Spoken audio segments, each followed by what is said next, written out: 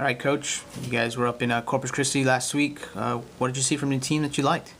It was really tough conditions in Corpus. Very humid, very warm. I think it was 85 on the real feel when the race started, and really tough conditions. The course had some rain, so it was soggy and slow, and so we knew it was going to be a bit of a grind. And I thought the kids showed some resilience and some toughness to get in there and mix it up and compete. Obviously, I thought the men competed better than the ladies.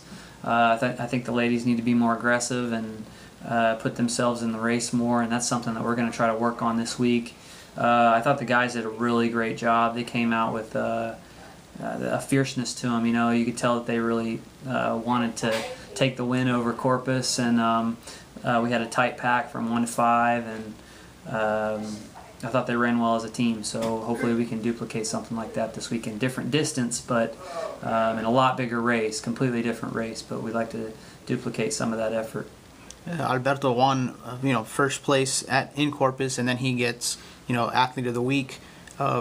So far for him in this season, what have you seen from him that has made him so good?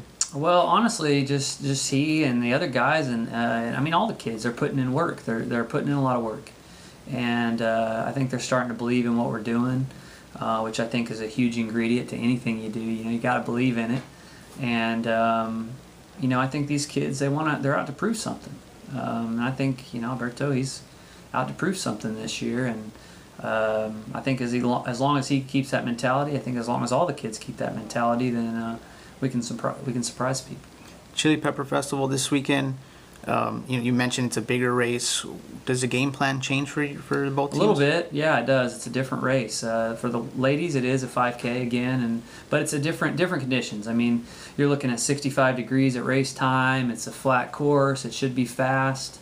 You're looking at 300 kids in the race. Each race, it's all out war, pretty much. And you've got to get out. You've got to put yourself in a position to do well, because you don't want to have to move up through 200 people when the course narrows, and then again you've got the team dynamic, so you got to make sure everyone's running together and running strong, and especially for the guys, they're going 10K now, so that's a completely different ball game. You really got to put yourself in good position early and move up throughout the race, and just really be aware of where you're at and not lose focus. That's a big thing in the 10K. You cannot lose focus. You got to stay sharp and be reacting throughout the race. So like I said, I'd like to duplicate some of the things that we did last week, but really this week our objective is learning how to run in big races. This type of race is going to simulate what it's like at regionals, and so we've got to kind of put that in our heads, like, hey, this is going to be like a regional championship, so let's get in there and really try to have a good team result.